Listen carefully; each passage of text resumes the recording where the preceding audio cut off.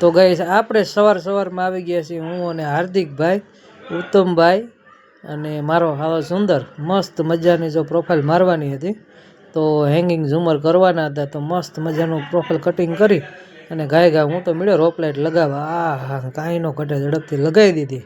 અને પછી તો સિલિકોન ગન લીધી હાથમાં, કવર ચડાવી અને સિલિકોન ગનથી મસ્ત સિલિકોનથી ચીપકાવ્યો, જોરદાર, કાંઈ ઘટે નહીં.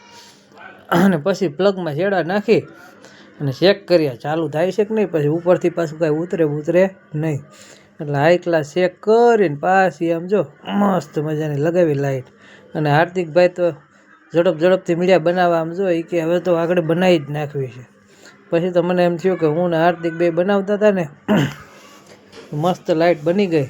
અને ત્યાર પછી એનું ડિફ્યુઝર કવર મારી દીધું.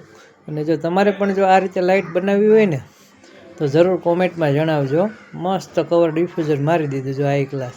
આ રીતે ઉપર કવર ડિફ્યુઝર મારવાથી ફાયદો એ થાય કે લાઇટ રહી ને એના દાણા આમાં દેખાય નહીં અને મસ્ત લાઇટ બની ગઈ. અને જો મેં SMPSમાં હવે ચેક કરી તો કેવી મસ્ત લાઇટ જગે છે. હા બનાવ્યું હો ત્રિકોણમાં, કાંઈ ન ઘટે. આ હેંગિંગ ઝુમર અને CNC કટમાં કટિંગ કરાવી અને મસ્ત બનાવી છે. અને પછી તો ત્યાર પછી કેટલી બધી જાવ જો ફિટ કરાવી દીધી અને હાઈ ક્લાસ બનાવી દીધી.